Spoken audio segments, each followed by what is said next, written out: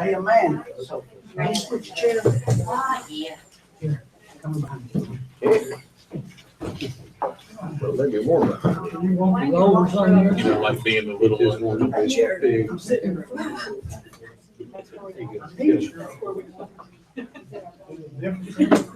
I want just switch. Some of that fancy ergonomic stuff. That's better.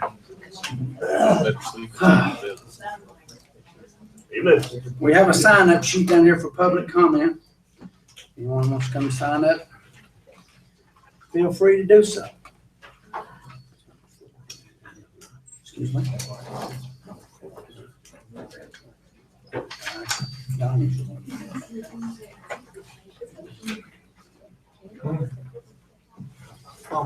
Go ahead and if you want to do the pledge of allegiance in the moment of silence, and then you can holler at me. Gotta find my page. I got a little time. We're not starting yet. Oh, no, it's 7 o'clock.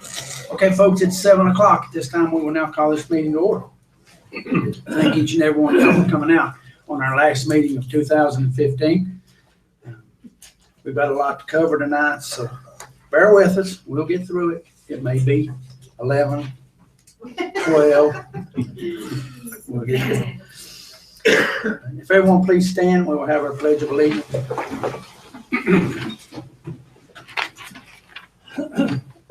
I pledge allegiance to the flag of the United States of America and to the republic for which it stands, one nation under God, indivisible, with liberty and justice for all. And at this time, we will now have a moment of silence.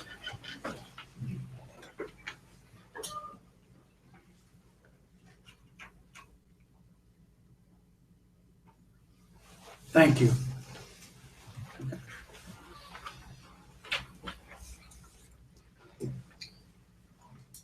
And at this time, I think the meeting is turned over to our attorney.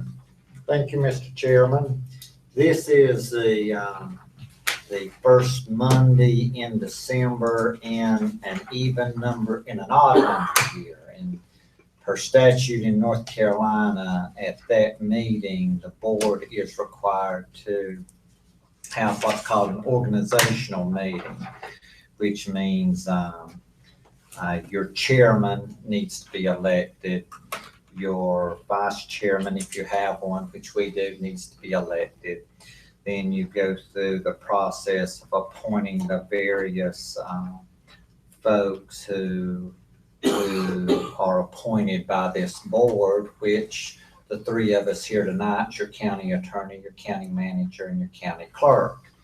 And then in addition to that, you also review your sheriff's bond and make sure that it is in appropriate order.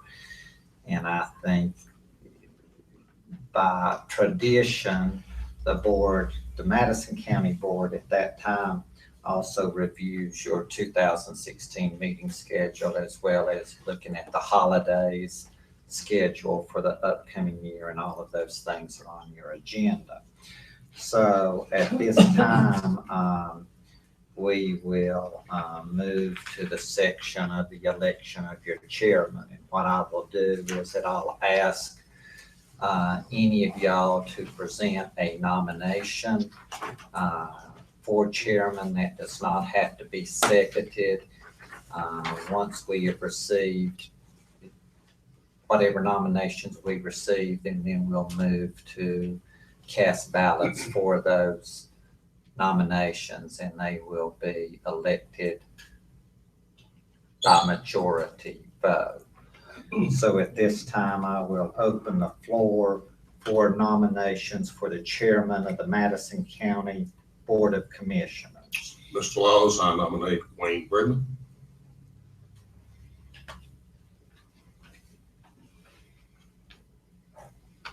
Any other nominations? Yes, I'd like to nominate Matthew Wechtel.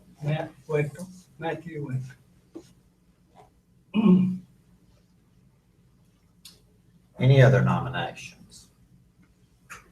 Seeing no other nominations, we will close nominations for chairman. We will proceed to vote based upon the order of the nominations. All those in favor of Wayne Brigman, please raise your right hand.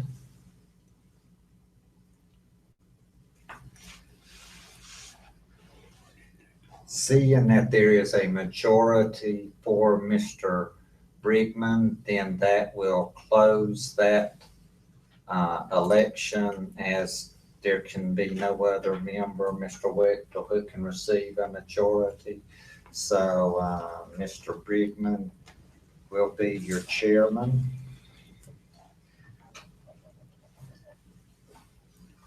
And since we have a chairman, I can now turn the balance of this organizational meeting over to Mr. Chairman Brigman to take care of the rest of those items. Thank you, Mr. Attorney. And thank you to the board for electing me as chairman for another year. I appreciate that. Now we will open the floor for nominations for the election of the vice chairman. Do I hear any nominations for the vice chairman? Yeah, I nominate Matthew Wechtel for vice chairman. We have a nomination of Matthew Wechtel. I nominate Norris Gentry for vice chairman. Forrest Gentry. Any more nominations for vice chair? Not many left, is it? At this time, I will close the nominations for the vice chairman. And we will also go in order of the nominations. First nomination for the vice chair is Matt Wechtel. All those in favor of Matt Wechtel for the vice chairman, raise your right hand. Okay. All those opposed, raise your right hand. Oh, we don't do that. Never mind. Never mind. We know. Rub a little salt in the wounds there, why don't you? Well, man, I tell you, Ahead. I just make sure everybody's awake. I heard some snoring, so I just wanted to clear that up. All right. Then second nomination, Norris Gentry for vice chair. All those in favor of Norris Gentry, raise your right hand. All those opposed, don't do that either. All right. All right, Norris Gentry will be the vice chair with the majority vote. And now our appointment of our county attorney. I will now open, we will close the floor for the vice chair. Now I will open the floor nominations for our county attorney. I'll nominate Donnie Laws. I have a nomination of Donnie Laws. Any more nominations for our county attorney? No more nominations. At this time, I'll close the nomination. We have a nomination of Donnie Laws for county attorney. All those in favor of Donnie Laws attorney, raise your right hand. County clerk. At this time, I will open the floor for nominations of county clerk.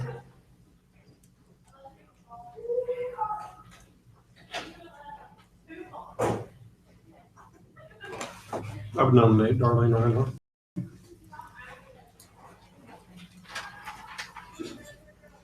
Have a nomination, Darlene Reinhardt. Any more nominations for county clerk? No? Okay, we'll close the nominations for the clerk. We have a nomination of Darlene Reinhardt. All those in favor of Darlene, raise your right hand. All those, okay. Review of the sheriff's, no, wait a minute. We've got one more here, not on our list, but county manager. At this time, I will open the floor for nominations for county manager. Is that necessary? No, I don't know. our attorney said it was. Is that right? Did you vote for the county? I mean, he is there until you do Yeah, something else. So yeah. you don't. So we don't have to do that. You don't. Well, you said that. I did. That's my mistake. I just said if you were what. Hey, I guess we know the answer is no, right? I tell you what. No, I was awake. I heard it. Forrest? Take a deep breath. Unless you'd like to nominate somebody else. Okay. Next item is our review of our sheriff's bond. I think everyone had a chance to review that, did they? Okay.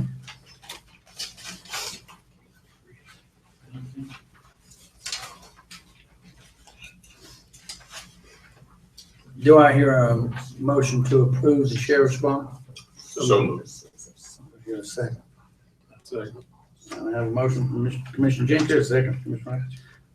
All those in favor of the sheriff's bond, raise your right hand. All those opposed? Okay.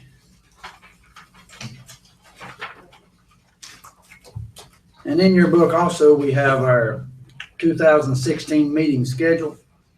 Are there any changes to this schedule by any of the commissioners? Mr. Chairman, I've got an inquiry of the attorney.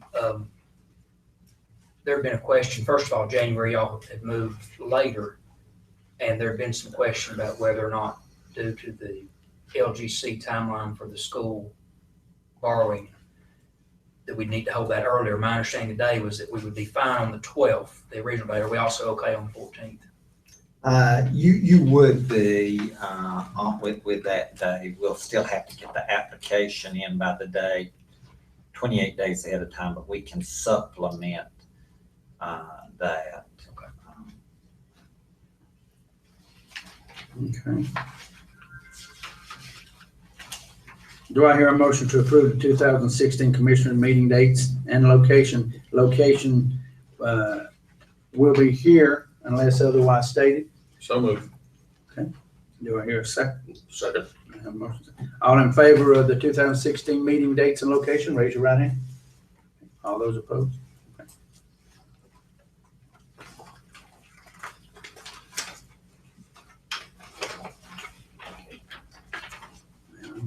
All right. The next item is our 2016 holiday schedule for our county. And we do go by the state holiday schedule in this county. Any questions or comments on this?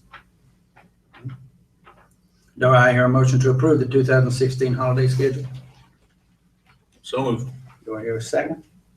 Second. I have a motion, second. All in favor of the 2016 holiday schedule, raise your right hand. All opposed?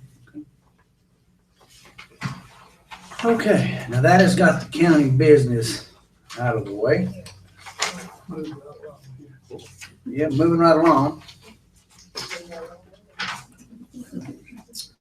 You have your agenda in front of you. Are there any additions or deletions, changes to the agenda? We will have a 5B, which will go right after Dr. Wilcox will be our attorney for the resolution and financing agreement. So put in there 5B for that. Excuse me. Yeah. I'm sorry. She gave us one earlier. Does the audience have the corrected agenda? No, though? they don't have No, that. so I They don't have that. So that's what I have to do then. Okay, and then also, the change will be down on 9C, which will be county property. And then we have 9D. Now, 9D, Darlene, is that the general update. general C update? just becomes D. Excuse me? C just becomes. C becomes D, okay. And then we have 9E, which is Scott Greer. Okay. And if you would, on number 11 in our closed session, also make a note of personnel on that also.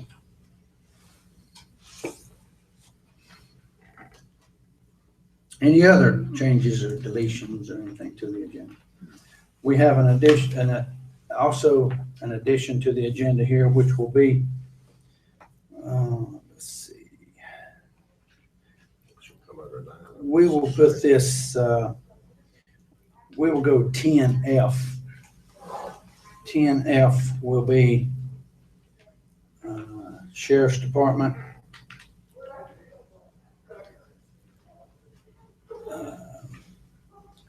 Automobile or vehicle purchase. Okay.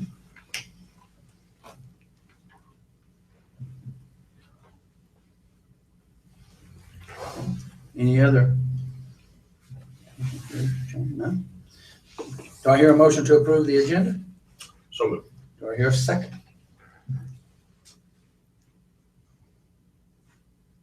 Do I hear- Second. Thank you. All in favor of the agenda, raise your right hand. All opposed, okay. You look desperate. Excuse me? You look desperate. I figured I'd. Well, I thought somebody nodded off. I was waiting on a second. Is it too hot in here or what? There's too much on the agenda. We don't want to be here all Too the much time. on the agenda. Hey, this is the final meeting of 2015 and the starting of 2016 year. And this is just part of it. That's what we have to sit here and endure. We'll give breaks along the way and have a recess. I've heard that before. Okay.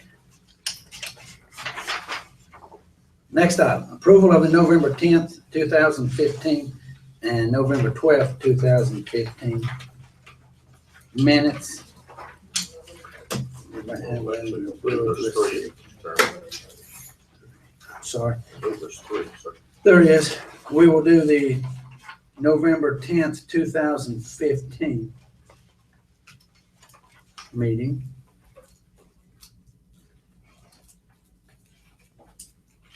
Any changes, additions, or deletions to the November 10th meeting?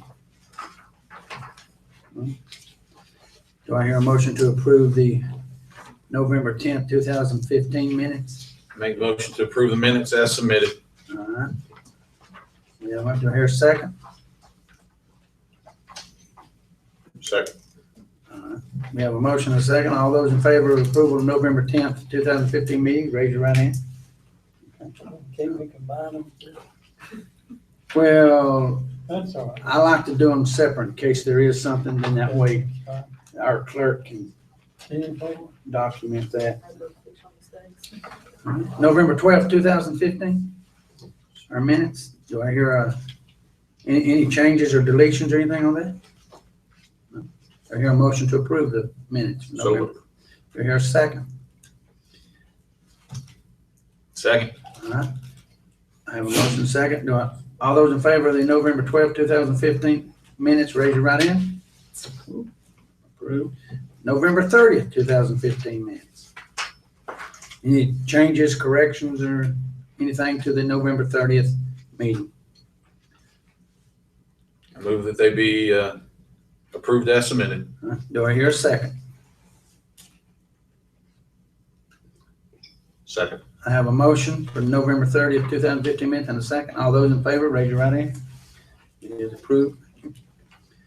At this time, we will have public comment. If you notice, public comment is now moved up closer to the front. We do this so some of the people, if they have public comment concerning something on our agenda, or also so they don't have to sit here all night and listen to things that are not of interest to them. And we have no one signed up, so as Bill says, moving right along. Dr. Wilcox.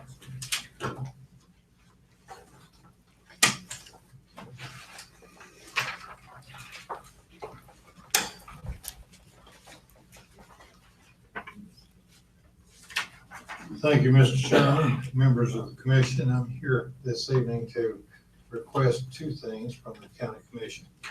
As we discussed recently at a past county commission meeting, we would like to have $300,000 in 4042 funds to move some of the projects in the building program forward, thereby reducing the amount we would need for that building program.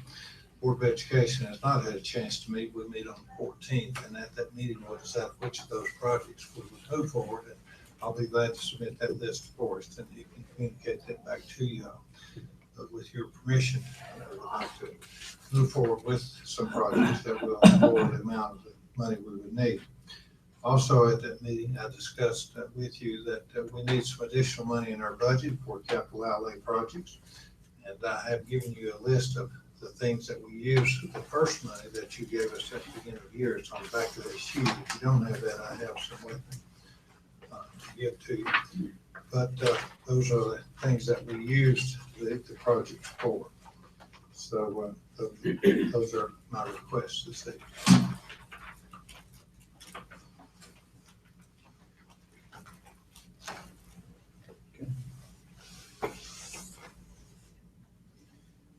Any questions or comments for Dr. Wilcox? Dr. Wilcox, I just want the public to know that we had a joint meeting with the school board and discussed this in depth, so we are familiar with the projects that Dr. Wilcox is asking for. We have discussed it numerous times with the school board and the commissioners. We have went over it, so we are not voting on this without knowing what the projects are, or what the money is used for. Dr. Wilcox has done an excellent job in presenting us with the information for the projects and with a breakdown of each one at each school. Any other questions? Okay. And we will put both these together, Dr. Wilcox, on our vote, if that's okay with you. Okay. Do I hear a motion to approve Dr. Wilcox's request of $400,000 in 4042 funds? What, 300? 300 for the building program and 100 for the budget. Okay, I'm sorry. I apologize. Sorry, Mr. Chairman. That's okay. So moved. All right, I have a motion. Do I hear a second? Second. Okay. All those in favor of Dr. Wilcox's request for 4042 funds, raise your right hand. All those opposed? Okay. Thank you very much. Thank you. I have given Forrest some updated figures. I think he shared it with Don on our building program. I'm just grateful for the opportunity to move forward. Thank you, Dr. Wilcox.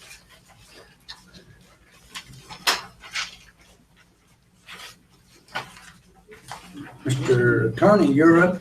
Mr. Chairman, just to elucidate a little bit about this building program. We've been moving along on a schedule to get to the financing portion of this and eventually a public hearing. Right now, we are at the point of this board taking the next two steps. And you need to consider adopting a resolution that would allow the administration to file an application with the local government commission requesting their consideration and approval of a financing agreement. Now, when I say financing agreement, what I'm talking about is the bonds that we're going to be requesting be issued to finance the project. Now, don't misunderstand me. We're not getting the cart before the horse. The LGC, in order to get on their agenda, you have to take preliminary actions. You have to file an application with them. The application has to be in at least 28 days before their meeting in order for them to consider it. Our timetable has us trying to appear before them at their February meeting. So we need to get an application in the early part of January. So in order for you to get the application in, we have to solicit bids to banks asking what their interest is in providing the financing. That's a request for proposals, which Forrest will be discussing with you and asking your permission to send out the request for proposals. What I anticipate is the request going out in the next few days, asking for banks to give us a bid, their loan numbers. we should get that back probably by the end of the year. We will look at that and see who is best. Then we will say, we want you to be our lender. They will tell us, they will provide to us a loan package, which will say, we will make a loan to you to finance these bonds at this interest rate. Your repayment period will be so much, and this is what your monthly payments will be.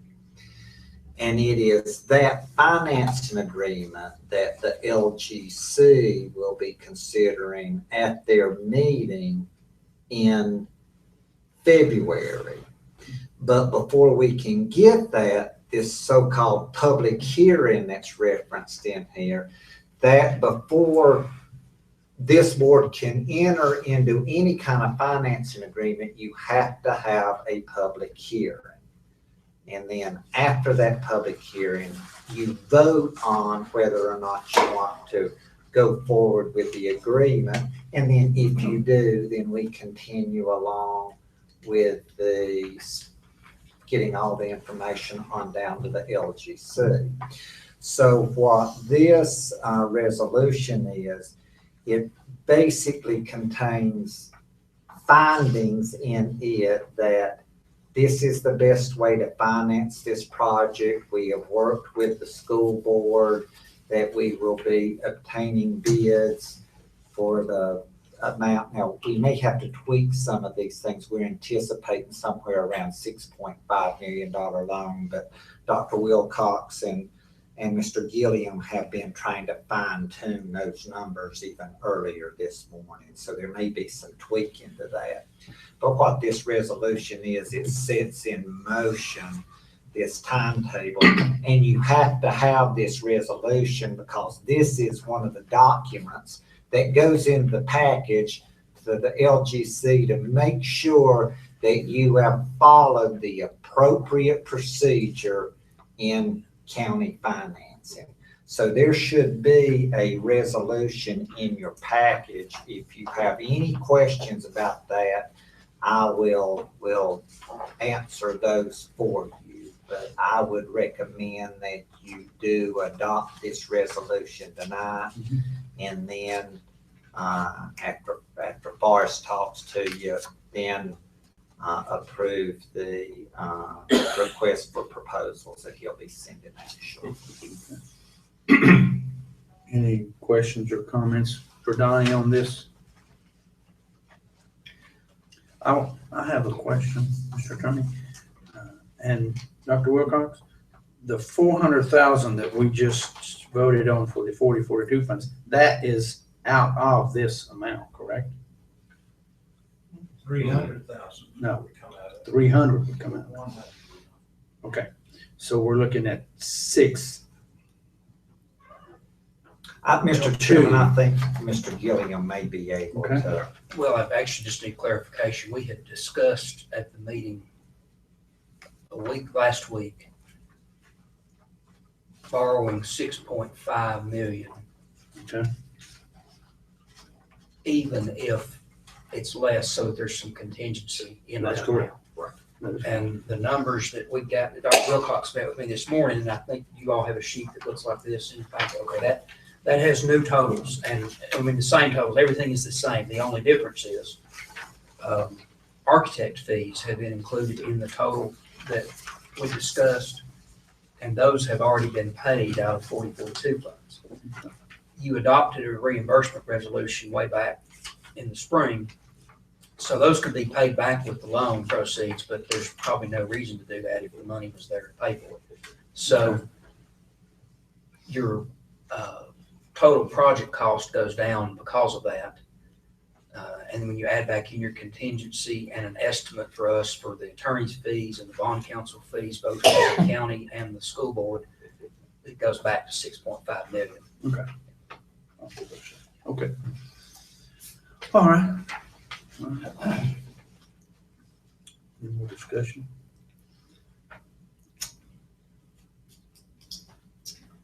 I will read this first section here of the resolution. So do I hear a motion to approve the resolution authorizing the filing of an application for approval for an installment financing agreement authorized by the North Carolina General Statute 160A-20 and making certain findings required by the North Carolina General Statute 159-151. So moved. Do I hear a second? Second. Have a motion and a second. All in favor, raise your right hand. All opposed, likewise. Okay.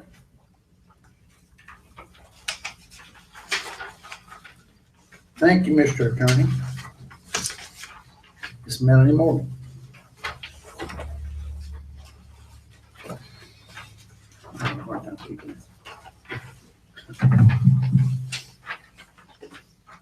right, good evening. Get closer. Thank you. The Madison County Public Libraries are guided on library policies by the Library Board of Trustees. The board is made up of 7 trustees who serve a 3-year term. It is a preference to have a balanced board from the 3 areas of Madison County. Currently, we have 2 positions open, one in Marshall and one in Hot Springs. So this evening, I'm proposing Beth Detweiler as the library trustee for Marshall. Beth is an active Madison County Public Library patron who understands the importance of literacy in our community and is an advocate of literacy through her role with Smart Start. Beth also instills the love of reading in her own children and is an active participant in our children's programs. We appreciate Beth's support of the library and believe she would be a good candidate for the position of the Library Board of Trustees Marshall position. Okay. And then you want me to go on with the second one? Yes. In addition, we propose that John Grader would fill the Hot Springs position. John is an active friend of the Hot Springs Library and a member of the Hot Springs Building Campaign, and we believe he would be a good candidate for the Hot Springs position. Okay. Any questions or comments from Melanie on this? Okay. Do I hear a motion to approve Beth Detweiler and John Grader for the Library Board of Trustees? So moved. Do I hear a second? Second. I have a motion. Say all in favor, raise your right hand. Okay. Thank you. My second agenda item is I'm requesting 3 substitute circulation assistant positions. The current substitute pool has decreased due to reclassification and personnel needs. The requested positions are a temporary status with a $7.40 an hour per hour pay, and it's already budgeted in the 2015-2016 budget. Okay. Will you be advertising for these, Melanie? Yes. Any more questions or comments from Melanie on that?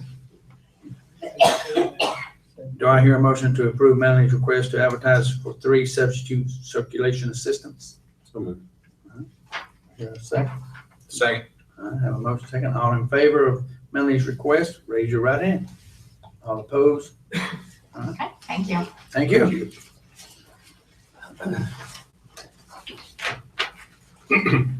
Regina Sams.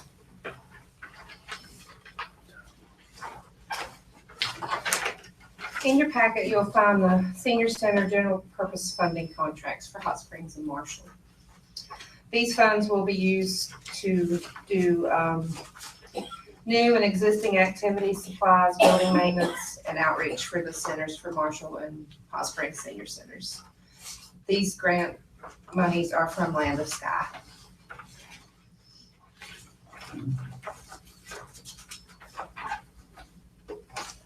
Mr. Attorney, have you reviewed these? I have reviewed those and I found them to be appropriate for it.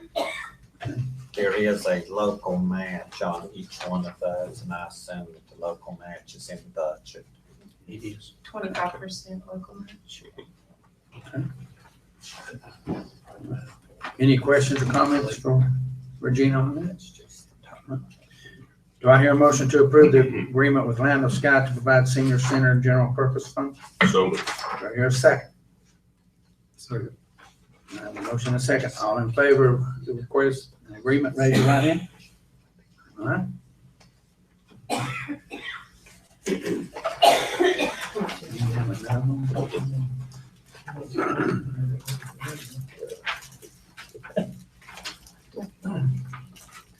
That was the only one you had for the agreement, correct? Yeah. Okay. I'll go ahead with the next one. Yeah. Next you will find in your packet, Norma Cutshaw will be retiring December the 31st, 2015. She's our mill site manager at Laurel. Norma has been very dedicated to the Laurel mill site, and she has a volunteer that works with her by the name of Linda Franklin. And in Norma's absent, Linda comes in and takes care of everything, keeps the site open so we don't have to shut it down. And I'm requesting that we move Linda Franklin into Norma Cutshaw's place upon her retirement. And it's a 17-hour-a-week job. It's $7.72 an hour, and it's already budgeted into our budget. I'm sorry, how many hours a week? 17. 17.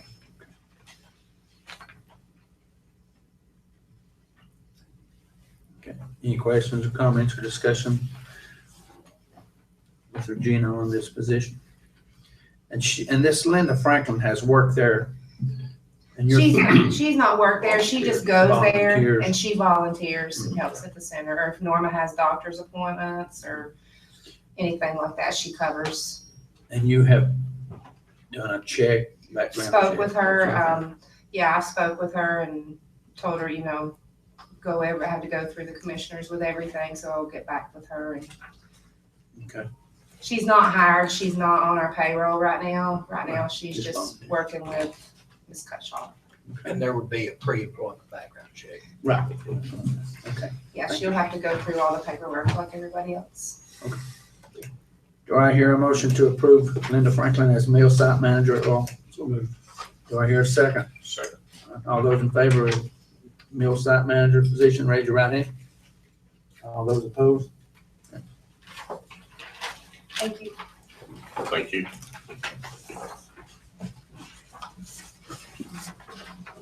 Tammy, Cody? Mr. Chairman, Ms. Cody has class tonight. Okay. I'll cover this if you want me to. Sure. Okay. This is a contract in your packet for physician services through a rural health grant that the health department has. And this lays out how that contract with that physician would work for the remainder of the grant period, which goes till June 30th of 2016.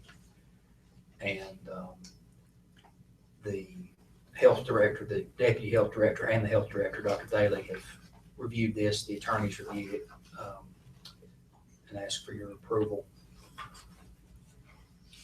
What will happen after June 30th? What will they?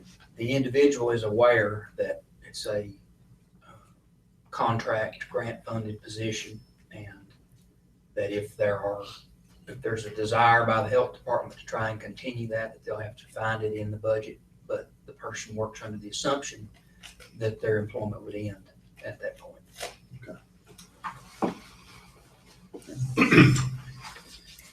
Mr. Attorney, have you looked over this? I have. Okay.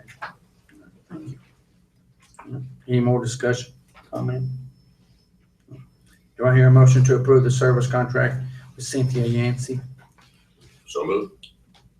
Do I hear a second? Second. All those in favor, raise your right hand.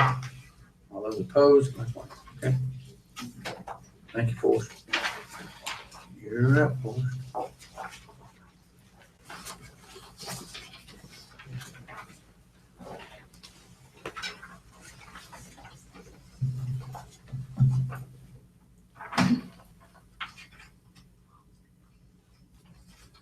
Okay, you have information in your packet that I'll explain a little bit of background on, additional background. With the inspections and zoning department adding the economic development function there, the past few months has led to some awkwardness, I guess, when somebody calls the office or when the person introduces themselves as the Director of Inspection, Zoning, and Economic Development. It's a bit of a mouthful. That can be continued, we can just come up with a working title if we need to for those roles. But for directory purposes, it would be helpful to have a more streamlined name for the department. In addition, what many in the audience may know is that your special meeting last week, you all approved the creation and employment of a county planner that will handle grant writing, long-term planning, capital projects planning, and really provide assistance on that side that we've not been able to do in Madison County in recent memory. And that position will be in that department. So a name to consider if you wish to make a change, or you can simply make an addition or do it however you wish, would be Development Services for that department. That's from looking around at some other counties that has been used in a few places. The other counties in our area, we're the only ones that still has building inspections in that department. Most of them have a separate thing. So there's no exact match, but that's something for you to consider. And if you want to do something tonight, you can. If you want to not do something, if you have other suggestions and want to wait, that's fine. Just wanted to bring it to y'all for your consideration or whatever you'd like to do.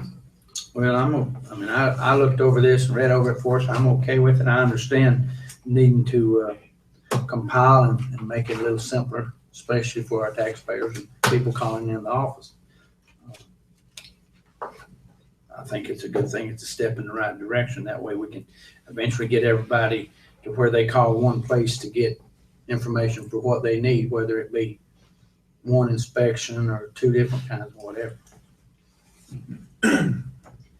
And if you went through this, it would still be, we would still, for like the yellow pages kind of on our website, we would still have a link that said inspections in case that's where a person went and looked. Right. Same with labeling things so people understand. We want to make it as easy as we can, simple to understand for the public. Okay. I spent the weekend trying to think of a better name, really, and honestly, I think that name serves its purpose well. Yeah. So. I'll make the motion that we change the name to the Development Services Department. Okay, we have a motion for the name change to Development Services. Do I hear a second? Second. All those in favor, raise your right hand. All those opposed? Okay. And related to that, and we have not in the past, or at least in recent memory, had a board vote on office locations, but I don't want to do something you all don't want to do. Briefly mentioned before, there with some growth coming in this office by early March, and also with the goal of streamlining some of the inspections issues, we have, with emergency management and fire marshal, some vacant space and a mobile unit on our hill behind the finance office. I would like to move toward, in the next few months, once phone lines and everything, moving this Development Services Department to that building. That would give everybody one stop for permits, other than the environmental health permits, but fire inspections and things like that, building inspections. And also having economic development and county planner near the county manager would be helpful. We can make whatever work, but we think it could work well, and then we could evaluate what to do with the space they'd be vacating from the admin building. Yeah, that's good. That's a good plan for us. We can utilize all our space and plus have room at another location which is needed also.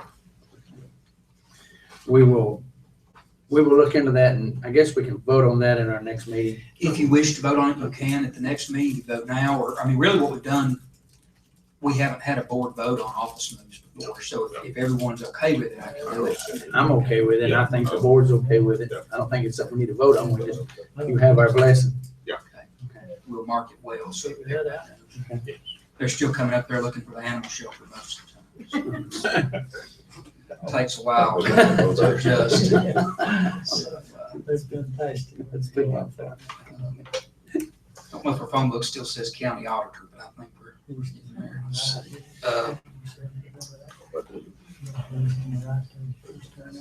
Nine, the next item, a couple of things that were discussed last month that you all approved, going ahead and advertising for some leases. You'd actually discussed at the work session, renewals for two of our tenants on the bypass. the Plaza Burger Parlor, as well as Rick's Napa Auto Parts. We're doing those for a 3-year lease. Those are advertised as required, and no one came forward with any issues or upset or anything like that. So these are ready for your approval to authorize signature and entering into those leases, which would go through in December of 2018. Mr. Attorney, you looked over the lease and your approval for these leases?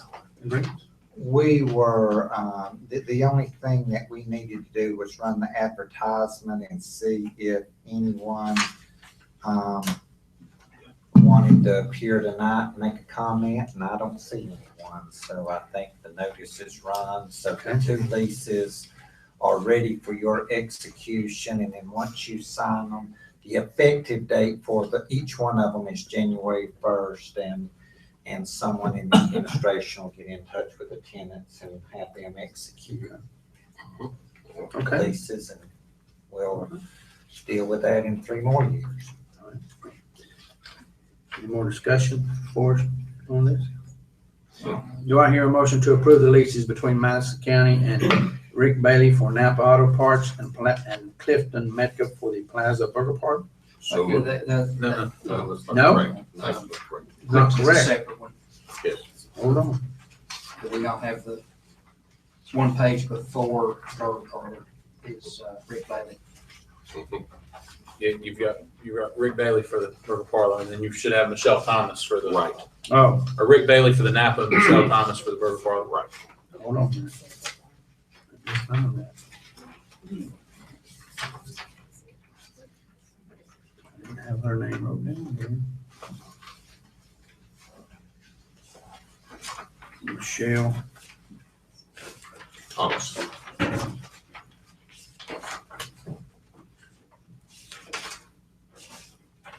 Okay. Do I hear a motion to approve the lease between Madison County and Rick Bailey for Napa Auto Parts? So moved. Do I hear a second? Second. All those in favor of the Napa Auto Part lease, raise your right hand. Okay. Do I hear a motion to approve the Plaza Burger Parlor with Michelle Thomas? So moved. All right. Do I hear a Second. I got a second. All in favor, raise your right hand. The next item is Clifton Metcalf. This is regarding the helping him with the grant he's received from National Resource Conservation Service for stream restoration. He owns property adjacent to our property at the Greater Ivy Community Center. This would give folks doing that project access to our property during that the duration of that project. It's in your packet to the right. And we're just gonna advertise that. That's correct. We did advertise. You This did was- This came up in October. I didn't get it. And then we didn't advertise it till November. Is the dollar figure correct on that for first, second paragraph? Yes. Yes, what that is it's a stabilization program. Right. And what the group will be doing will actually be improving their property. I understand. And so there is no consideration that they'll be paying. Their actual consideration is going to be. In physical improvements. Yes, sir. Fair enough. I just wanted to make sure that was correct. Thank you. And then we'll need to make, Madam Clerk, there are 3 resolutions in there. We need to make sure that those get signed together with the lease. Thank you. So we need a motion for that? Yes. So I'll finish the hat trick here. I'll go for I'll make the motion that we approve the lease agreement for Mr. Clifton Metcalf. Second. I have a motion and a second for the lease agreement with Mr. Clifton Metcalf and the county. All those in favor, raise your right hand. All those opposed, okay. Yeah, thank you. I doubt it. Okay. The next item you had was an addition regarding county property. You all had discussed in work sessions past about some properties the county owns that you would be willing to entertain offers for, and we have not listed any of those properties, but interested individuals we've spoken with about the ability to submit an offer which would go forward for an upset bid. And we did receive an offer yesterday that, according to Mr. Laws, would need some changes and some corrections for it to be an offer that could be approved, but there's at least enough here to discuss. But an offer for the old jail for $70,000. Person who has a good track record in Marshall and elsewhere of restoring old buildings like that, who has some ideas of, for what he could do to restore that building and put it back into some good use. But before I get back with him about what he should tweak, just need to know if y'all are interested at all in that.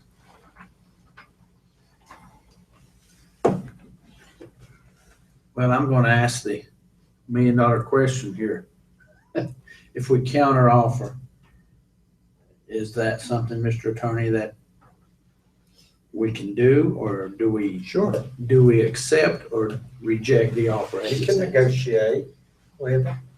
And I think that's what Forrest is asking you. Well, that is what I would recommend we do. I mean, we need all the money we can get to continue work on our courthouse. And this money could go for that, and plus other things that we need. I would respectfully disagree with that. Okay. We got a $70,000 offer on a piece of property that has a tax value of $184,378. I mean, are we nuts? Well, that is why I said we would go to negotiate. No disrespect to you, Wayne, but I think we need to determine what the market value of that is.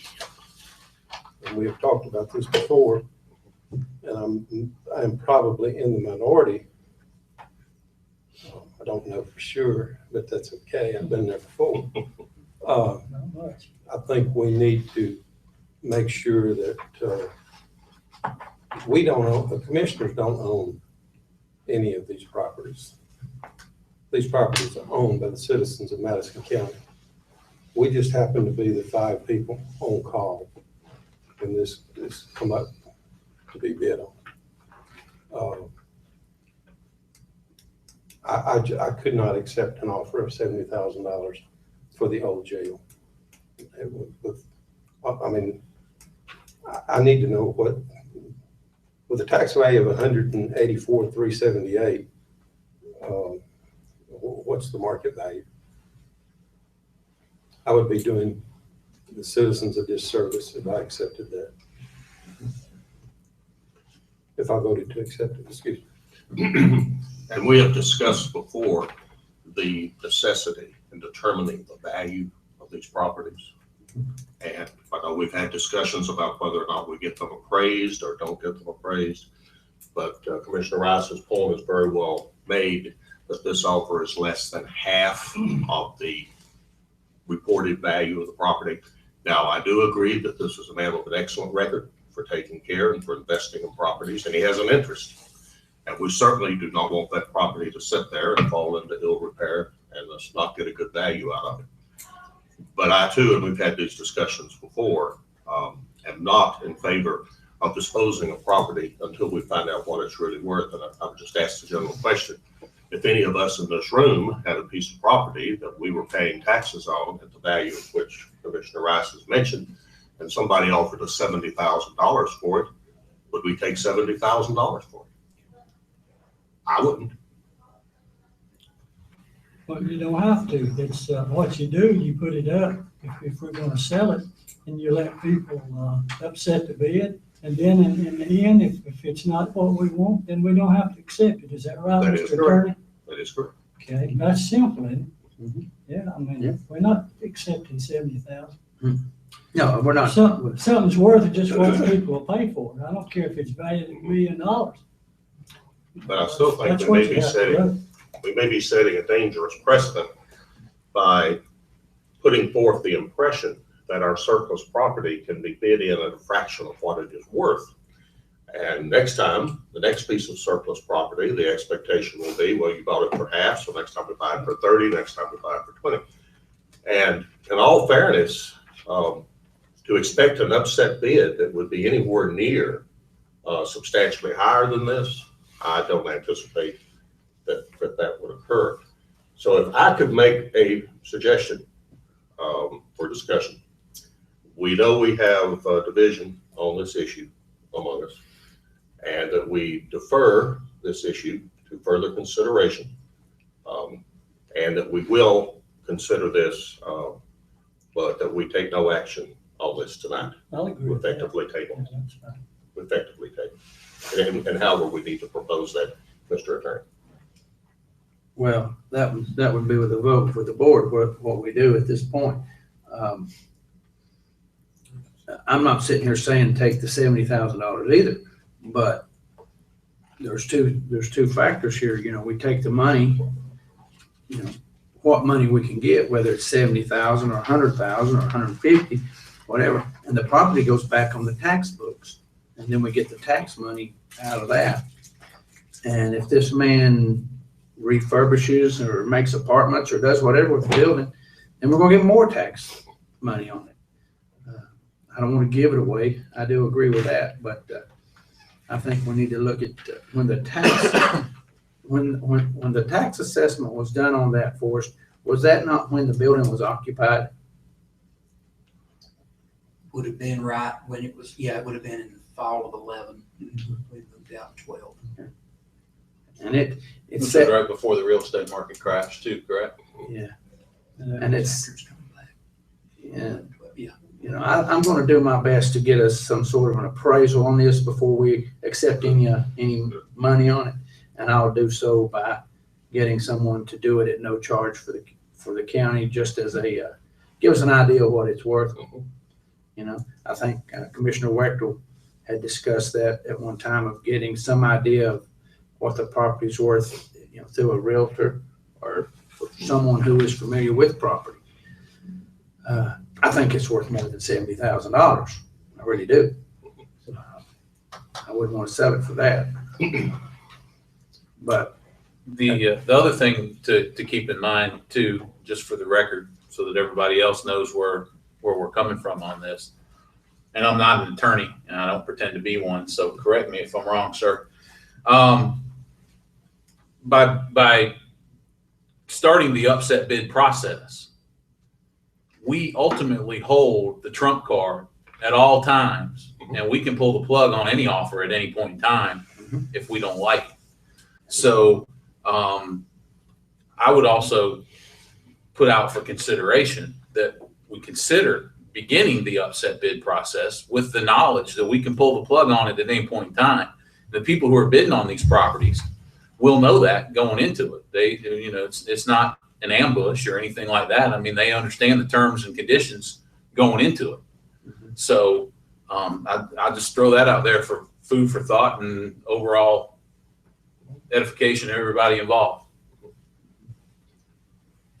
And that's, Commissioner Werkel, you know, you are correct. I think we need to start somewhere and get it moving so we can dispose of this property.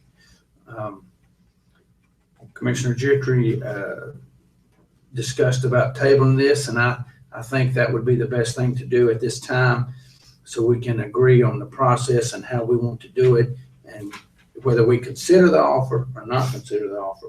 Then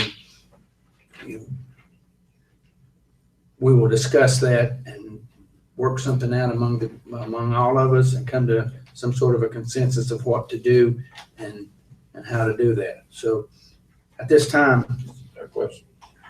I mean, we got other properties that we're going to be selling or offering for sale.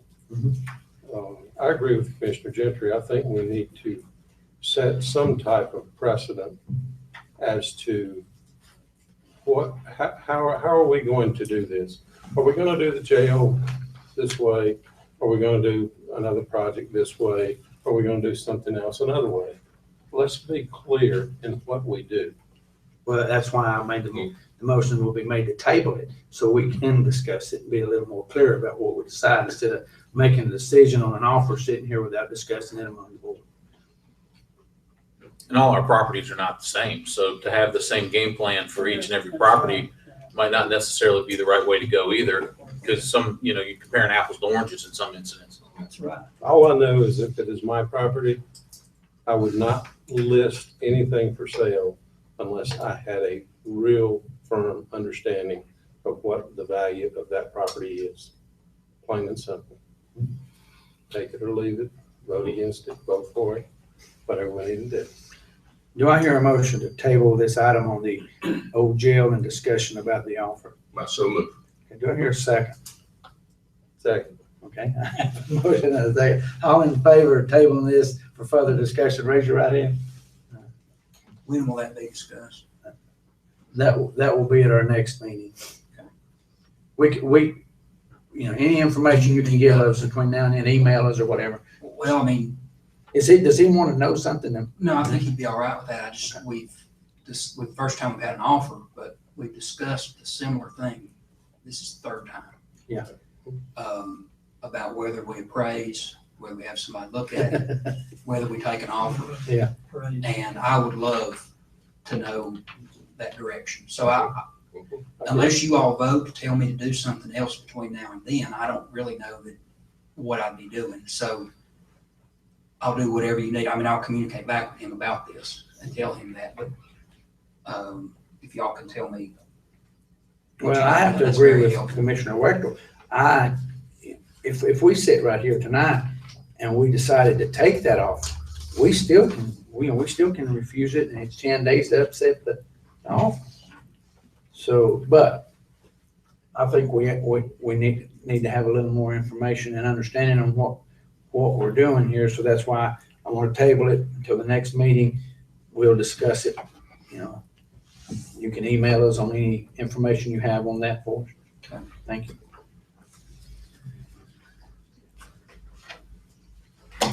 Next item, I believe, is general update.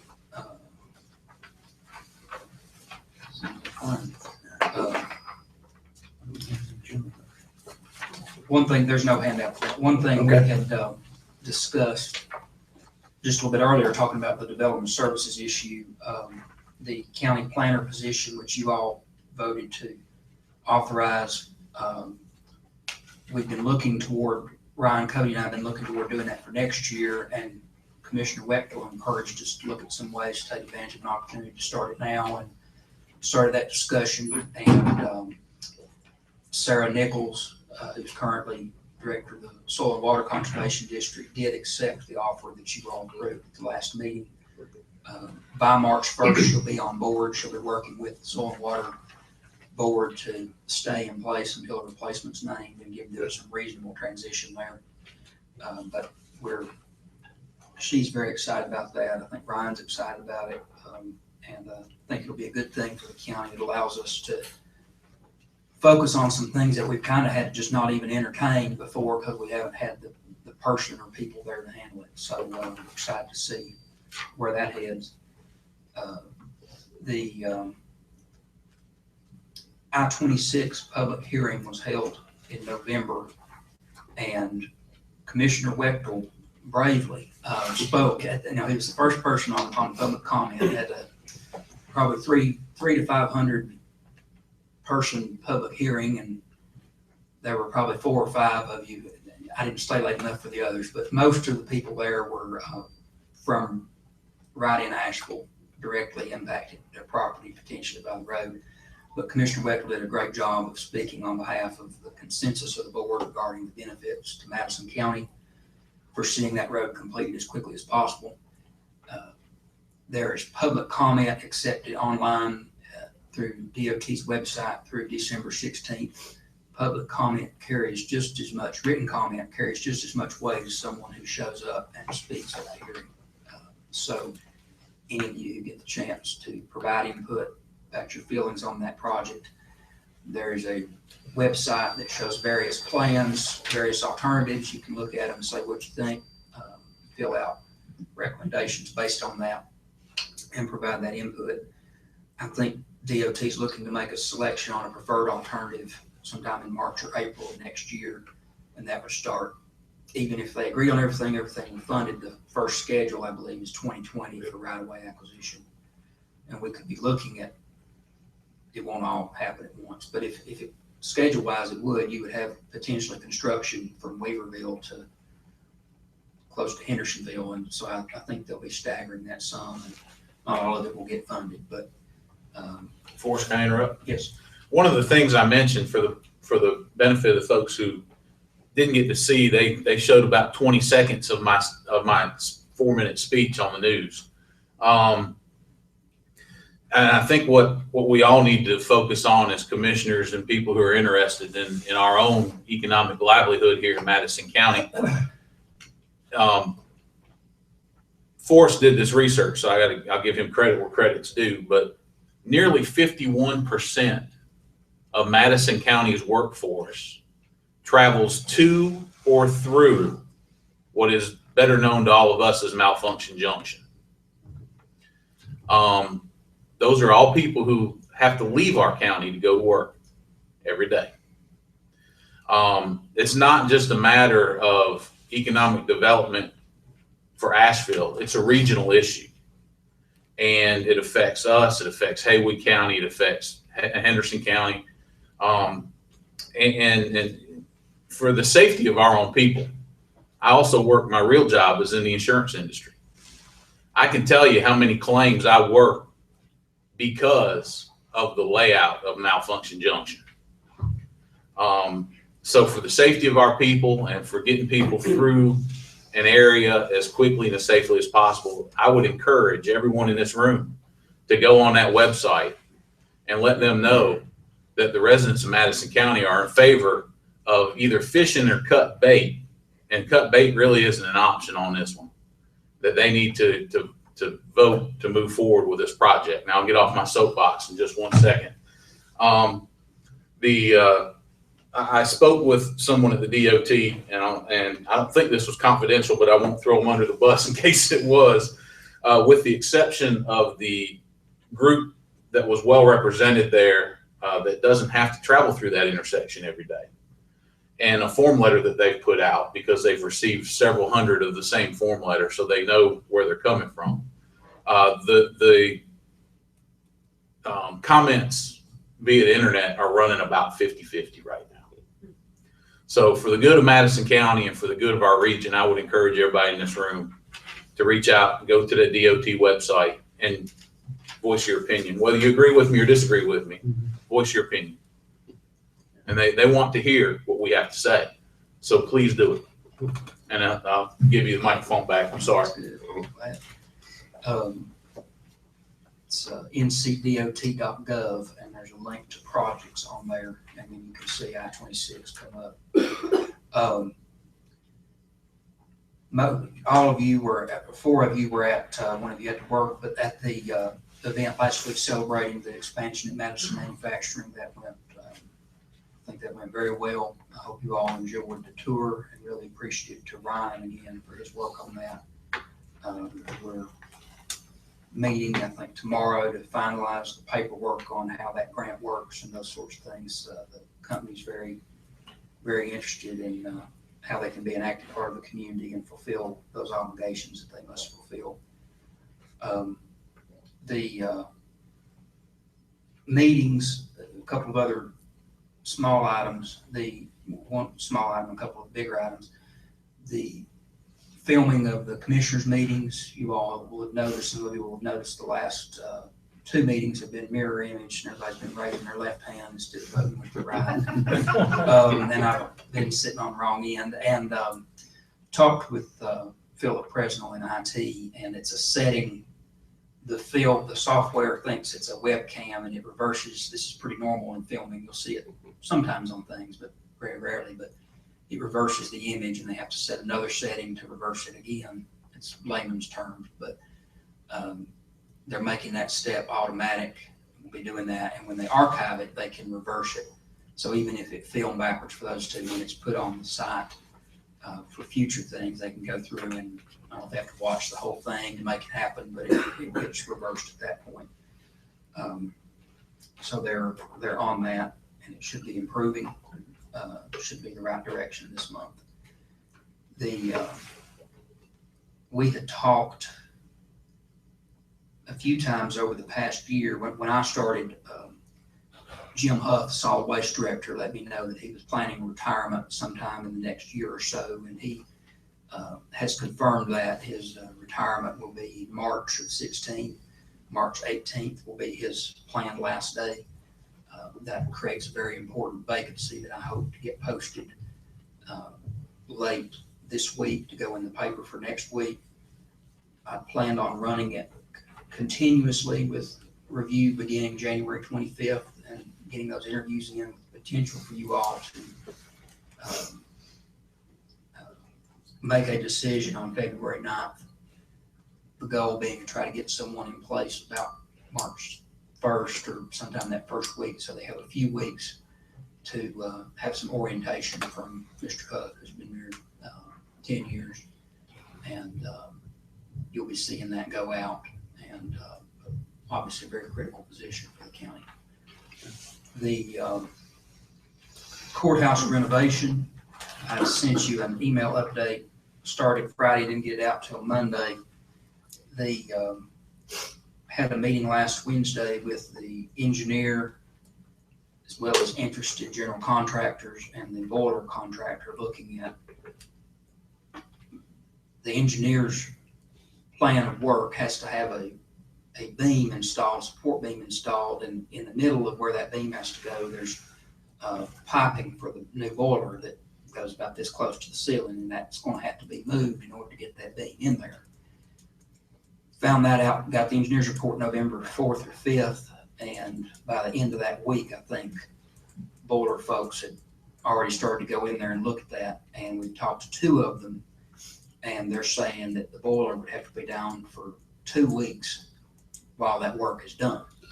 So we met with the engineer to see, is there any other way to avoid that beam? Are there any other plans? And all of us amateur engineers threw out ideas to him. Boiler guy, me, Alan Hunter, and there is no solution that would solve the problem as long as this one will. And even this one, in 20 or 30 years, he doesn't know anything that will happen and what we'll have to do. So we have the boiler guy looking at ways he can do this where it won't take 2 weeks without heat. He is studying that, and we have a call into him to see if he can potentially get in there and do that piping work the week after Christmas, shortening that period that we would be without heat while there's no court the week after Christmas. And then maybe get it down to a point where it's only a few days of court we can move. Met with Mark Cody and Judge McIntyre yesterday talking about some needs for flexible space for court that they're going to need in April anyway, due to double scheduling of a Superior Court trial and need to continue with district court. So we discussed that, and we're trying to do it. That'll be in April, that they have to have that backup space. So we'll find out as soon as we can if that's something that will work. The contractor, we've had 2 now look at it to do that work. They're planning to have their bids in by the end of this week. And electrical contractors, I think 8 people were called. We had 5 initial responses. 3 have said they'll have us a quote by either Thursday or Friday of this week. 2 of them said they'd have quotes a few weeks ago, and they've not responded, and been called again to ask for those more than once. So we're still seeking that information. If we end up making our best faith effort and we have what we think is a good price, and we only have a few bids, we'll pick one and go with it. Those are the main things. 3rd floor work has got maintenance, has done some work on the 3rd floor storage area. They just got to lay carpet in there and paint. The plaster and paint look really good. They'll just lay some carpet down there, and the clerk's office put some shelving in. If we find out that the boiler guys can't do anything the week after Christmas, or that still won't solve that problem, we'll get the electrical work started as soon as possible, because that's not gonna be impacted by the structural work. We will get confirmation from the engineer. We're not actually jacking the building at all, because that scares everyone. They'll be inserting a new beam, so there's potential for some other finished work in those offices. But we would want to get his confirmation that we're not risking any, tearing something up as soon as we've installed it. So we'll follow that in the common sense fashion. Any questions on that? How much money again do we have left in that fund?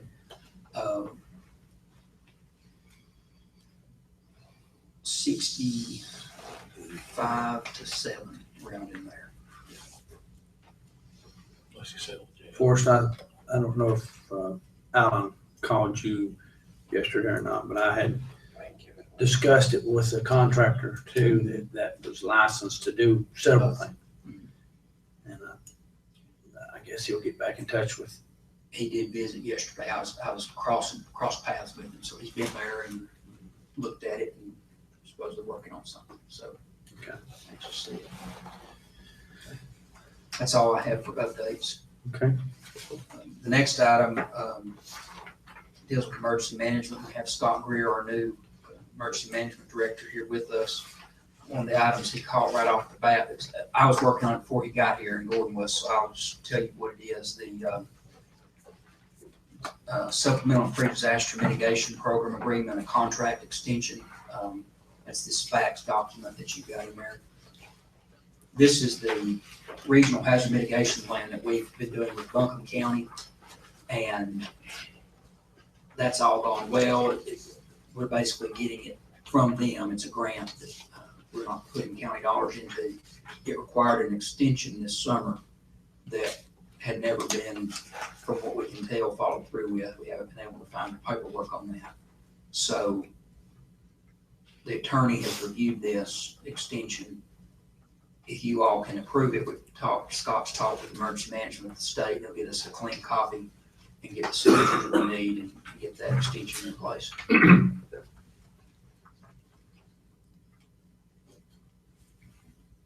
We need a motion for that? Yep. So moved. Second.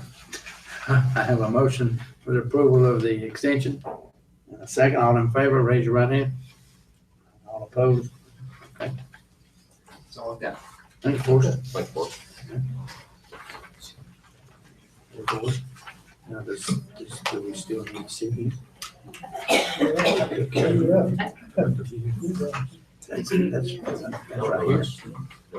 That's Darlene's. Well, it's really not Darlene's. Forrest, you will do this after Darlene, or Darlene, make a touch base on the finance and everything. Okay, you have in your packets the financial report for the month of November. And if you look on the third page, on the general fund, you can see that at this time last year, we were in the hole $249,000 plus dollars. This year at this time, we are in the positive $209,000. So we're moving forward. What do you attribute that to? Spending, controlled spending. Tax collection, maybe? Spending, say spending.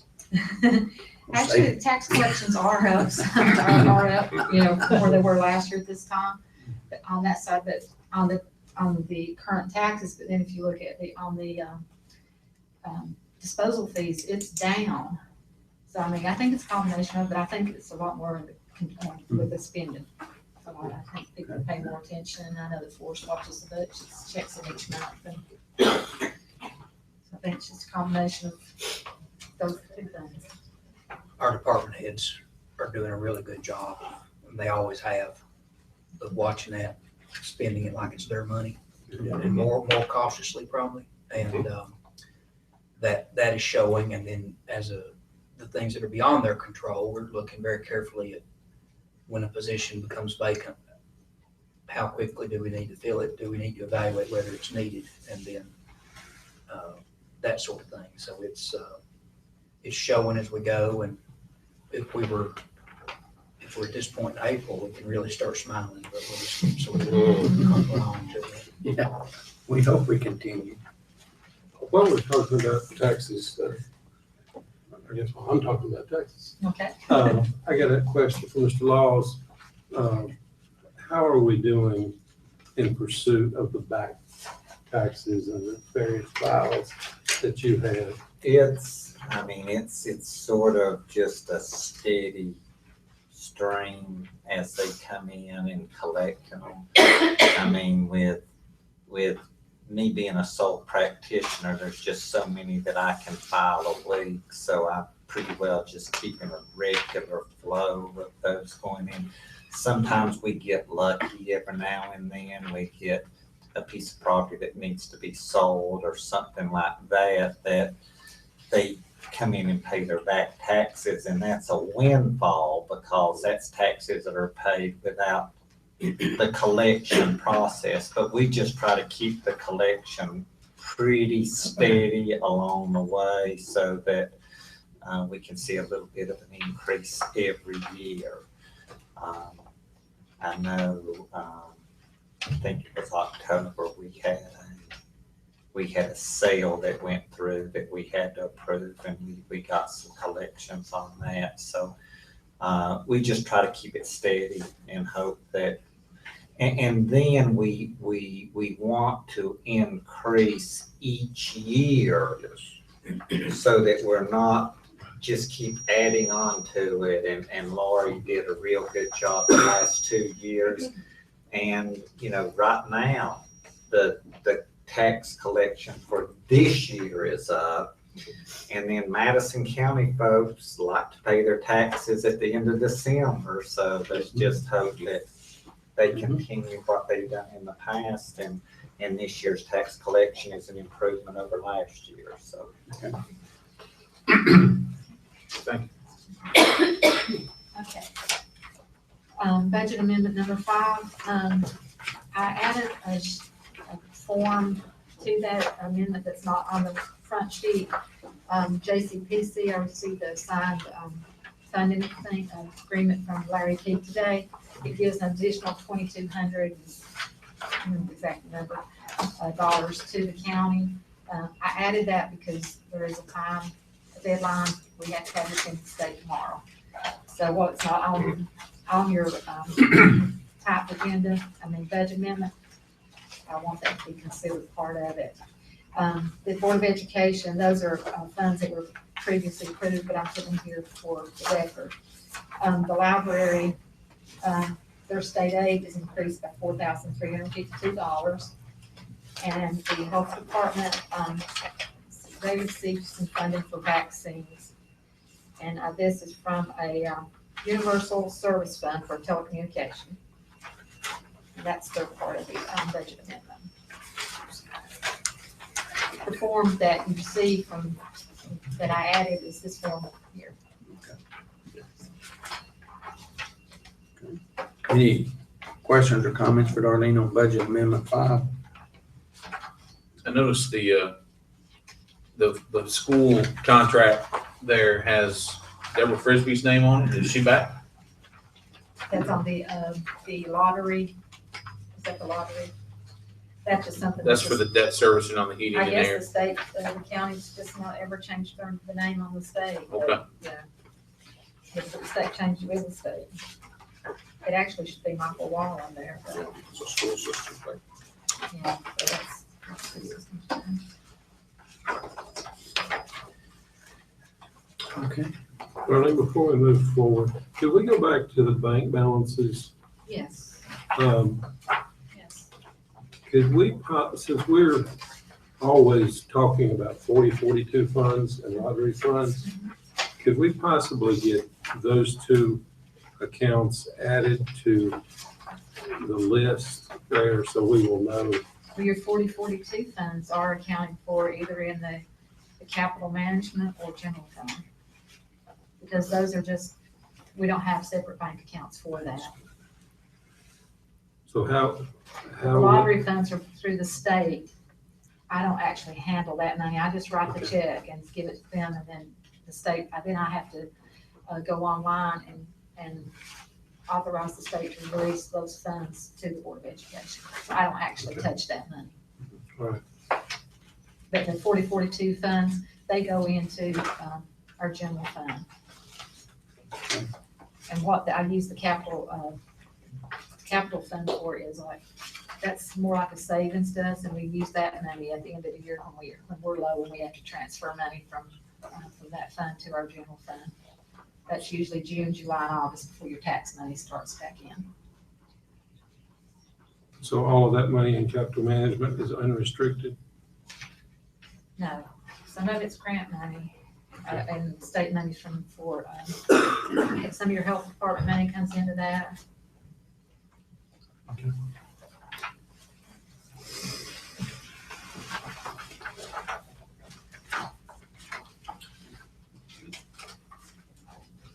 Any more discussion on budget amendment 5? Okay. Do I hear a motion to approve budget amendment 5 with the addition of the form there that Darlene advised? So moved. Do I hear a second? Second.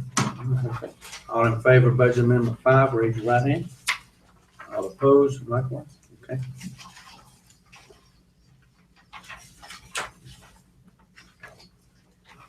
Okay, the next item is board vacancies. Do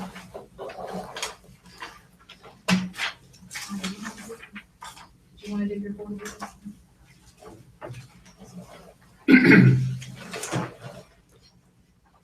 I'm gonna ask Ryan to do the Board of Adjustment and the Planning Board, since those are his items.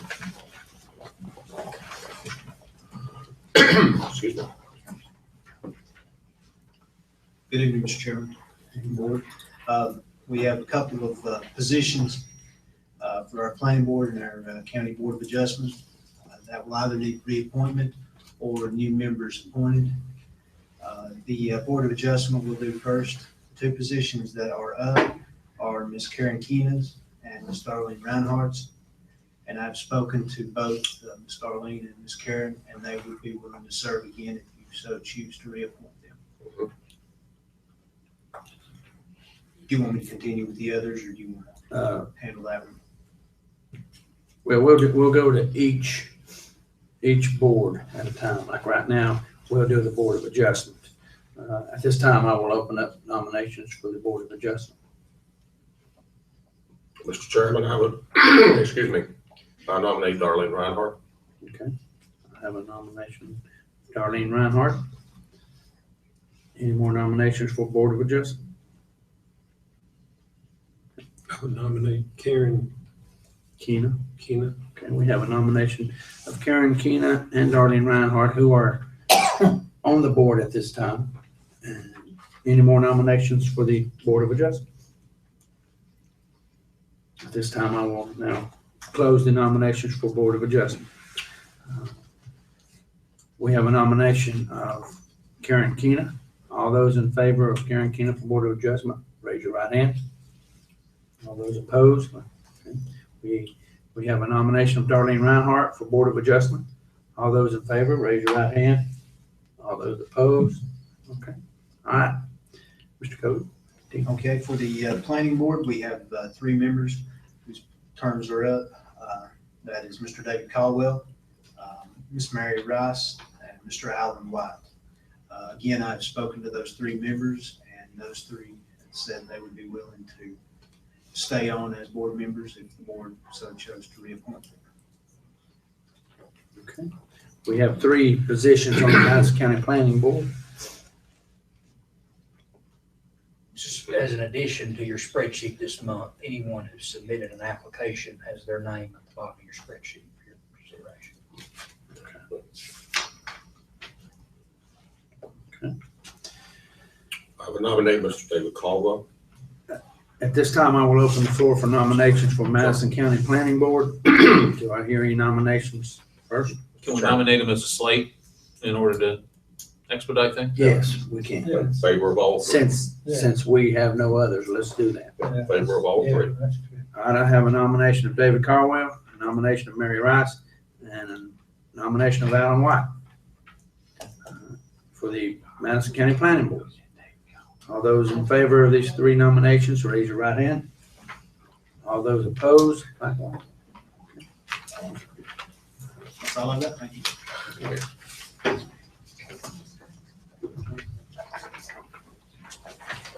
Okay, we still have 3 vacancies on the nursing adult care home board. Darlene and I have talked and tried to find someone. I don't know if the board has any nominations for that, but Mr. Chairman, I've got someone who might be interested in it, but can I get a description of the duties sent to me via email so I can forward them to that person so I have someone who may be interested that I could nominate next month. sure, that'd be fine. Sure. Thank you. And I'll also try to find someone to try to fill one of those positions between now and our next meeting, because when we start the year off, we need to have these positions filled as, by the first of the year in our January meeting if possible. There is some training that goes with the nursing adult care home position, so we don't want someone to not know that. So that seems to be an issue. I know at one time I put a family member on there and they were not able to take the training because of their work schedule. And so we need to, just like Commissioner Weckl said, you get a description and you talk to these people, make sure they know what it entitles and make sure it's not just showing up and walking through. Thank you. Or that they'll show up, period. Yeah, or don't show up, period. That's correct. Yeah. So we will work on the nursing adult care home, Darlene, hopefully next month. Okay? All right, the next one is Board of Health, and there's 3 vacancies on that. Rhonda Hensley, Susan Coates, and Mike Stevenson. It's actually for January. Is these January, so we don't have to do these? Oh, sorry. Okay. Yeah, those are upcoming, so we don't have to do those. Those are ones we need to be thinking of. Yeah, those are ones you need to be thinking. Yeah. Okay, we'll move on, moving right along. Moving on. Okay. And those term lengths will have to be, those are the wrong term lengths, so. Okay. We'll get that fixed. Okay. The next one is, I received this from Larry Pitt today, and there's there's actually more than 2 commissioner appointed positions, but the 2 that he and his board are recommending are Barbara Sims and Tom Field. Tom Field's been on that board for many years. He's just in a different position now. I don't believe I have. Darlene, You're I don't- referring to, do you? It's in that extra pack that I just gave you all. Pass this around to you. Okay, and it is, I thought I had it in it. okay, we are on this. We have Oh, okay. I'm sorry. There's 2 at the bottom. We have Tom Okay, there you Field. go. Thank you, darling. Sorry. No, you're fine. Who else? Barbara Sims. Okay. Okay. So we have 2 that are on the board that are willing to continue to serve. I'm not sure that Ms. Sims is on it already. She's new. She's not on. She's new, Okay. but they are willing to serve. She's attended, she's the chair of the criminal justice. Well, it's right there. And Tom is not on there also. He is on there, he's been on there a while. Okay. He would have just been in a different line up here. He needs to be commissioner now. Okay. At this time, I will open the nomination for the Juvenile Crime Prevention Council certification. Mr. Chairman, I would nominate both Barbara Sims and Mr. Tom Field. That's Okay. appropriate at the same time. We have a nomination of Barbara Sims and Tom Field. Any more nominations? No? At this time, I will close the floor for the nominations for the Juvenile Crime Prevention Council certification, and we have a nomination of Barbara Sims and Tom Fields for 2 county commissioner appointee positions. All those in favor, raise your right hand. All those opposed, likewise. Okay. The next one is we have a request from Ethel Kirkpatrick. She's the treasurer of the Spring Creek Volunteer Fire Department Board of Directors, and they have 2 people that need to be appointed to the Fireman's Relief Fund Board, and they're recommending Johnny Kirkpatrick and Sherry Nadal. Any discussion on this? No? Do I hear a motion to approve recommendations of Johnny Kirkpatrick and Sherry Nadal to the Spring Creek Fireman's Relief Fund Board? So moved. Second. I have a motion and a second. All in favor, raise your right hand. All opposed, likewise. The next one is, along the same lines, it's the Walnut Community Volunteer Fire Department, and they are recommending, Dean Rigsby, Jimmy Ramsey, and Nikki Jo Fowler to be considered for their, fire commissioners. Any discussion, comments, or questions on that? Okay. Do I hear a motion to approve Dean Rigsby, Nikki Fowler, and Jimmy Ramsey for the Walnut Community Fire Department? So, Commissioner. So I have a motion and a second. Second. All those in favor, raise your right hand. All those. Raise your right hand. All right. The next item I have, deals with, something that the auditors brought to our attention. Right now, the county is using $500 as a capitalization, for, property. The law says 5,000. And what that would just do is just capitalize anything that's 5,000. We would still, in the finance office, keep an inventory of the 500, any items, but and the only thing this really will affect is in your audit. It will only capitalize those larger items, but we would still have record of all, any items 500 and above in the office.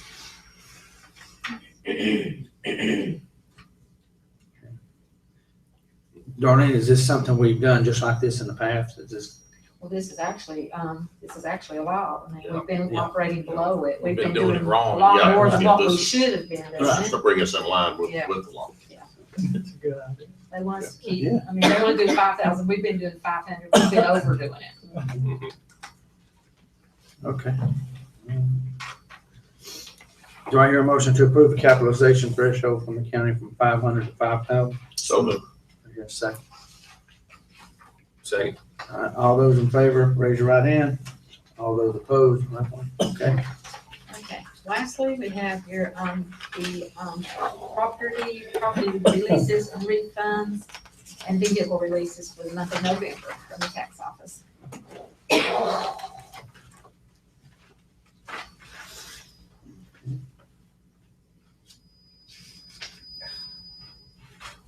Any questions or comments for Darlene over the property tax refund releases or vehicle releases?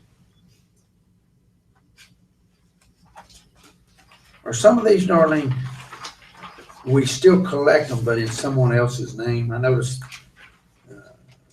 a couple of them down here belong to a different person. It's showing down here. We still collect that, just but not from that person. Which one are you?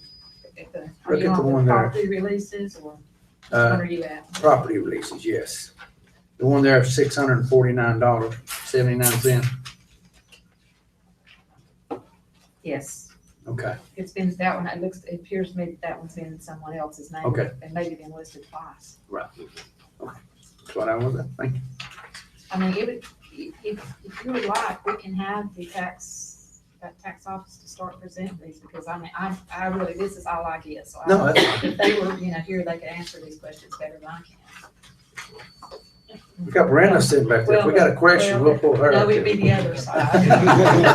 It would be the other side of the tax office. She says, no way. Okay. But yeah, that's fine. I was just asking.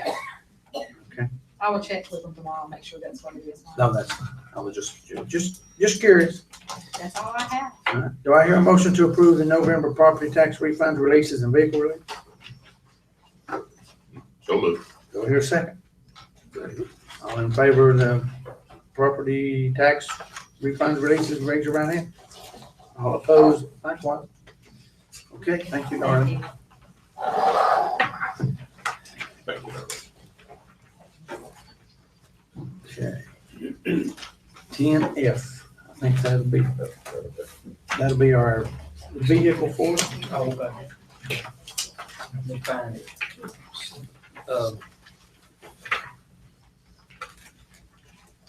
Do you want to see this? I don't think any of us have seen it besides you, Mr. Chairman. Yeah, pass that, there's only one. I just I was told about it and I'm aware of it, so. Got word today that there's a issue with cruiser used by the sheriff's office, high mileage vehicles, and the need to replace that vehicle. The sheriff had done some research, and that's the lowest bid he had on purchasing the fully outfitted vehicle for patrol here in the county. He is very concerned about being able to have that vehicle working.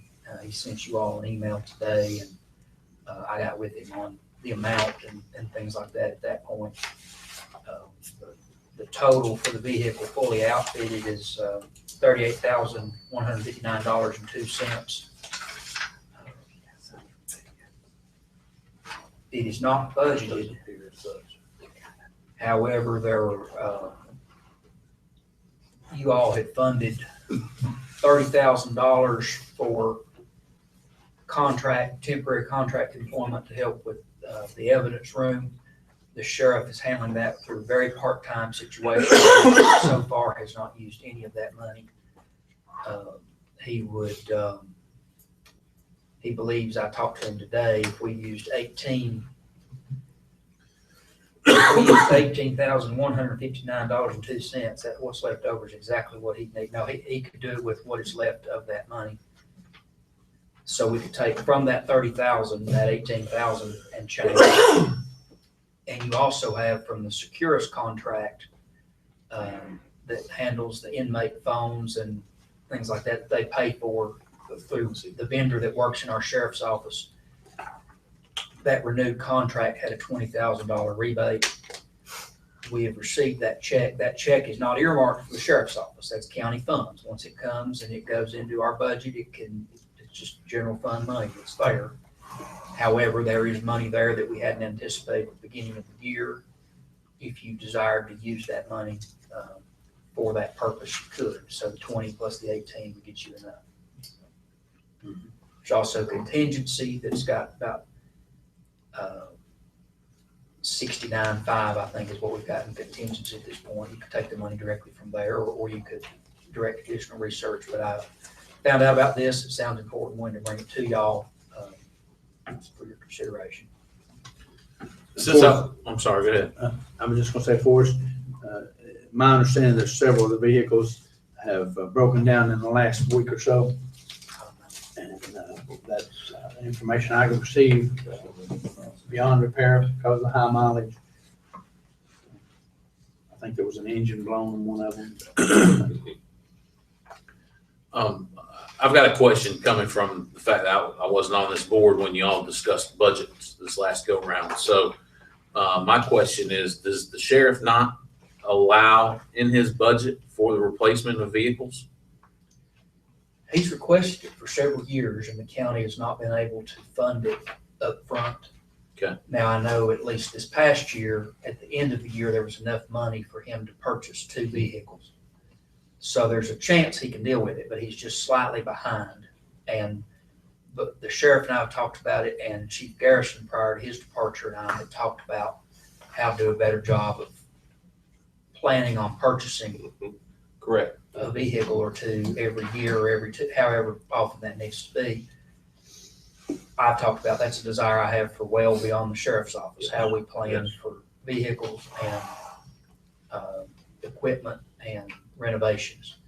And I think we're getting there by getting a budget that we see we've got a little more wiggle room. We can start to know how to plan for that. So that's what we need to do. I think everyone agrees, just there hasn't been the ability to do it. Well, I've seen the spreadsheet for the vehicles at the sheriff's department. There's no question it's an aging fleet. I don't dispute that whatsoever. I'm going to go on the record and say that. I was just curious as to why it had never been accounted for in the budget. So now I've not seen that spreadsheet, I don't believe. But yeah, that's why. And I don't doubt, I mean, you can just look around at vehicles and that department and others, but theirs is more critical than most. Certainly. If it goes down. And that's one of the things we need to get figured out from a budgeting standpoint up front. My next question would be to the county attorney. When we take bids, Does bids not need to be plural? It's a acquisition of personal property, and it's subject to all of the acquisition and bidding requirements. Depending on what the purchase price is, you've got to go through the process of acquiring and making sure you've the best deal out there that's available. Looks like he's purchasing from a private seller. I know that there is a program that the Sheriff's Association has developed in the last year to where you can actually buy vehicles through that Sheriff's Association. It's already approved purchases. If you buy from there, you're okay. If you go outside of that, then you've got to solicit bids. And I don't know if he has or not. He may have. That may be the best one that is available. But this purchase is subject to that. Do you know if he got bids on it? I spoke with him today and he said they got at least 2. He may have said 3. They were very close in price and this was the lowest. But I haven't seen it. I believe you. Just advise him next time that if he can present us with the bids showing that he did do that, and then whichever one he decides to go with, that would be Be beneficial. our decision to decide which one to go with, wouldn't it? That's right. And if you are going to go with this one, you're going to have to, we're ultimately responsible for those bids, even though we're delegating it to him. So we do need to get that paperwork and put it in the file to make sure we're in compliance with the acquisition statute. Yeah.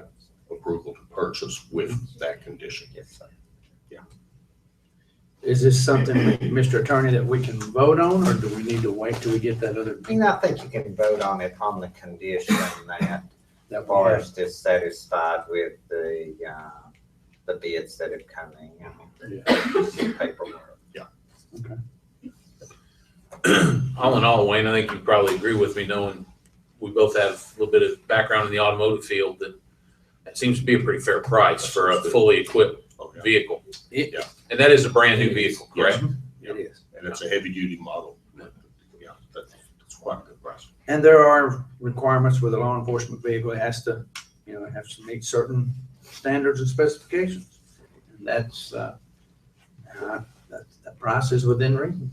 He may be piggybacking off of the Buncombe County Sheriff's Department. Mm-hmm. I think he had told us that at one time. He did. That he, Yes, he did. yeah, I think that's how he's getting these. By going through them, by going through them where they order I think 10 or 12 a year, then we can tack on and get one. That's good. Yeah. Okay. Any more discussion on the vehicle? No. Any more questions? Okay. Do I hear a motion to approve the sheriff's request for a new vehicle? Question before we do that. How are we going to pay for it? Forrest just explained that. I understand, but which route? I think you gave us some options. You could do what I put in the email to you Right. today would be, because at that time I'd had about an hour to think about it. You can do 20,000 from the Securus rebate, and you can do 15902. 902 from the unspent portion of your what you spent from fund balance. Now that $30,000 came from fund balance, along with several hundred other thousand for projects. We've not spent anything from fund balance, and when you look at our expenditures coming in below revenues, we're hoping to finish out the year that way so that we don't touch any of that money. But we won't know that until we go through. A lot of counties do that, and it happens, and I think we're on a good track to get there. The other option is we have contingency. You included $75,000 in your contingency fund for unanticipated needs. This fits that very well. Whenever we have time, we try our best to find money in lapsed salaries somewhere else, so we're not touching either of those things until we have to. The only thing you've taken from contingency was last month, $5,500 for a grant match. So you've got money there if you want to take it, but it would take out a lot of it. $20,000. I just wanted to be clear as to how we were gonna pay for it, because we had a couple of three options. The 20,000. I'm very comfortable with the way you explained it in the email. The 20,000 for the security, and 18 can change from the evidence room. Yeah, I'm all good with that. Everybody. And there's still rebate, there's still a portion of that rebate that's still available then, correct? That wasn't the full dollar amount, was it? That was it. Was it 20,000? Yeah. Mr. Chair, Thank you, Mr. Rice, for that. you ready for a motion? Yeah, do I hear a motion to approve the purchase of the vehicle proposal by the sheriff? With the provisions as stated by the attorney, that the other Yes. documentation be provided, and that we take the $20,000 from Securus, the 18 and change from already appropriated funds. Do I hear a second? Second. I have a motion and a second on approval of the vehicle. All those in favor, raise your right hand. All those object, right hand. That's the next Forrest. Forrest coming to you, do that. Okay. Number 11, do I hear a motion for 143-318.11, closed session for personnel And attorney-client. and attorney-client privilege? So moved. Do I hear a second? All in favor of closed session, raise your right hand. All opposed, likewise. We are Show in me in the closed session. same room. Body breaks off.